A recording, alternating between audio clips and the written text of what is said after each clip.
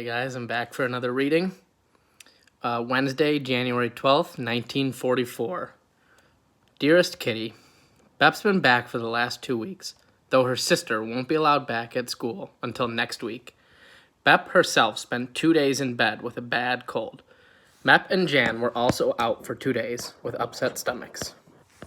I'm currently going through a dance and ballet craze, and am diligently practicing my dance steps every evening.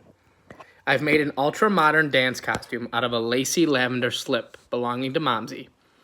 Bias tape is thread through the top and tied just above the bust. A pink corded ribbon completes the ensemble. I tried to turn my tennis shoes into ballet slippers, but with no success. My stiff limbs are well on the way to becoming as limber as they used to be. A terrific exercise is to sit on the floor, place a heel in each hand, and raise both legs in the air.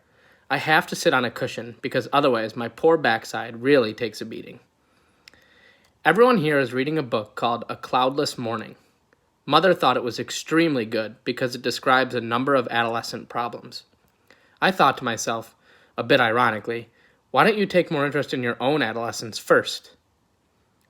I think Mother believes that Margaret and I have a better relationship with our parents than anyone in the whole wide world, and that no mother is more involved in the lives of her children than she is.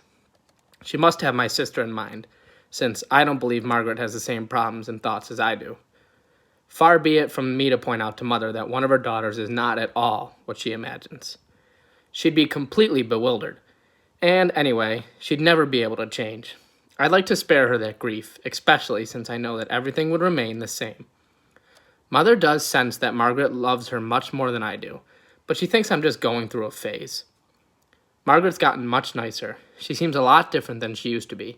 She's not nearly as catty these days and is becoming a real friend. She no longer thinks of me as a little kid who doesn't count. It's funny, but I can sometimes see myself as others see me.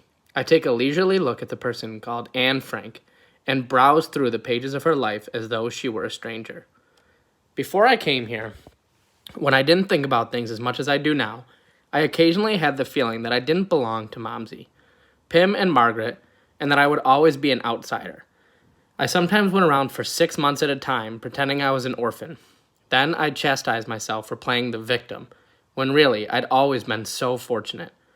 After that, I'd force myself to be friendly for a while.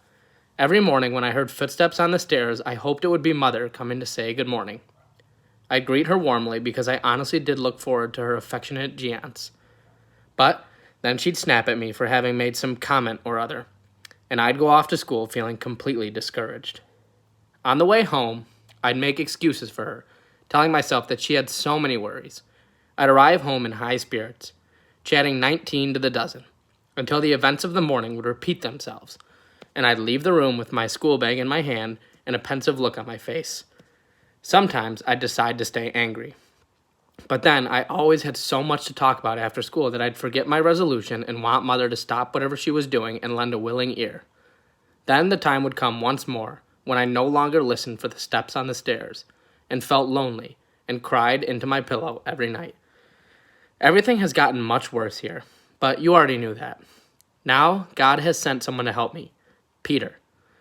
I fondle my pendant, press it to my lips, and think, what do I care? Peter is mine, and nobody knows it. With this in mind, I can rise above every nasty remark. Which of the people here would suspect that so much is going on in the mind of a teenage girl? Yours, Anne. All right, miss you guys.